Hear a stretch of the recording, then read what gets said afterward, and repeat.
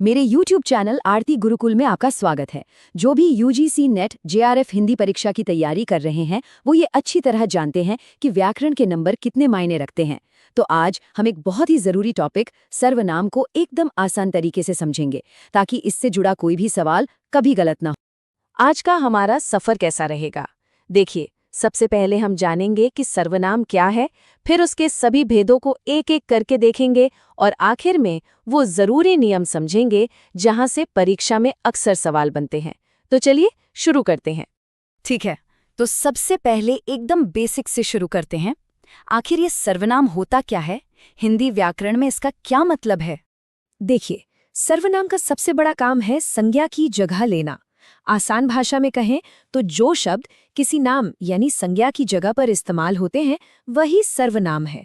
जैसे बार बार राम अच्छा लड़का है, राम स्कूल जाता है कहने की जगह हम कहते हैं राम अच्छा लड़का है, वह स्कूल जाता है। तो यहाँ वह ने राम की जगह ले ली और यही वह सर्वनाम है। चलिए अब आते हैं उस हिस्से पर जहाँ से परीक्षा में सवाल बनते ही बनते हैं, यानी सर्वनाम के प्रकार या भेद। तो सबसे पहली और सबसे जरूरी बात जो याद रखनी है, हिंदी में प्रयोग के आधार पर सर्वनाम के कुल 6 भेद होते हैं। ये संख्या 6 सीधे सीधे परीक्षा में पूछी जा सकती है, तो इसे एकदम दिमाग में बैठा लीजिए। और ये हैं वो 6 प्रकार: पुरुषवाचक, निजवाचक, निश्चयवाचक, अनिश्चयवाचक, संबंधवाचक और प्रश्नवाचक। अब हम एक एक करके इन सभी को समझेंगे। तो चलिए सबसे पहले और सबसे डिटेल्ड टाइप को उठाते हैं, जो है पुरुषवाचक सर्वनाम। अच्छा, अब पुरुषवाचक सर्वनाम के भी 3 हिस्से होते हैं। ये इस बात पर निर्भर करता है कि बात कौन कर रहा है, किससे कर रहा है और किसके बारे में कर रहा है। उत्तम पुरुष होता है बोलने वाला, जैसे मैं या हम। मध्यम पुरुष होता है सुनने वाला, जैसे तू, तुम या आप। और अन्य पुरुष यानी कोई तीसरा जिसके बारे में बात हो रही है, जैसे वह या वे। चलिए अब फटाफट बाकी के 5 भेद देख लेते हैं। ये समझने में काफी आसान है पर उतने ही जरूरी भी हैं। तो दूसरा है निजवाचक सर्वनाम। निज यानी अपना। जब कर्ता कोई काम अपने लिए यानी स्वयं के लिए करता है तो इसका इस्तेमाल होता है। जैसे मैं ये काम आप ही कर लूंगा। यहाँ आप का मतलब है खुद। अगला है निश्चयवाचक। जैसा कि नाम से ही साफ है, ये किसी निश्चित यानी पक्की चीज या व्यक्ति की तरफ इशारा करता है। जैसे ये मेरी किताब है, मतलब पास में रखी कोई निश्चित किताब, और वो उसका घर है, मतलब दूर कोई निश्चित घर। अब निश्चय का ठीक उल्टा है अनिश्चयवाचक। जब हमें पक्का पता ना हो कि कौन है या क्या है, जैसे दरवाजे पर कोई खड़ा है, कौन है हमें नहीं पता। या फिर दूध में कुछ पड़ गया है, क्या पड़ा है ये भी पक्का नहीं है। तो कोई और कुछ अनिश्चयवाचक सर्वनाम है।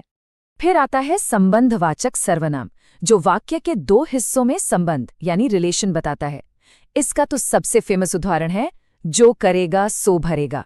यहाँ जो और सो एक दूसरे से जुड़े हुए हैं। और आखिर में सबसे आसान प्रश्नवाचक सर्वनाम, यानी सवाल पूछने वाले शब्द। पर यहाँ एक छोटी सी बात ध्यान रखने वाली है। कौन का इस्तेमाल हमेशा प्राणियों के लिए होता है, जैसे कौन आया, और क्या का इस्तेमाल वस्तुओं के लिए, जैसे तुम क्या लाए। तो सर्वनाम के भेद तो हमने समझ लिए, पर कहानी यहीं खत्म नहीं होती। असली खेल तो अब है, यानी ये जानना कि सर्वनाम अपना रूप कैसे बदलते हैं।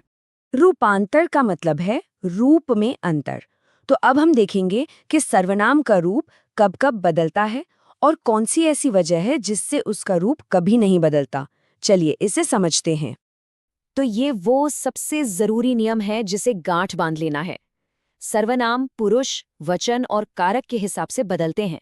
जैसे मैं का हम हो जाता है वचन बदलने पर, लेकिन सर्वनाम पर लिंग यानी जेंडर का कोई असर नहीं होता। वो लिंग के आधार पर कभी नहीं बदलते। परीक्षा में ये पॉइंट अक्सर पूछा जाता है, जैसे वह जाता है और वह जाती है। देखिए, लड़का हो या लड़की, सर्वनाम वह ही रहा। ठीक है, तो चलिए एक बार जल्दी से सारी जरूरी बातों को रिवाइज कर लेते हैं जो परीक्षा के लिए सबसे ज्यादा इम्पोर्टेंट है। बस ये कुछ पॉइंट्स हैं। पहला, सर्वनाम संज्ञा की जगह आते हैं। दूसरा, इसके कुल 6 भेद हैं। तीसरा, पुरुषवाचक के 3 उपभेद हैं।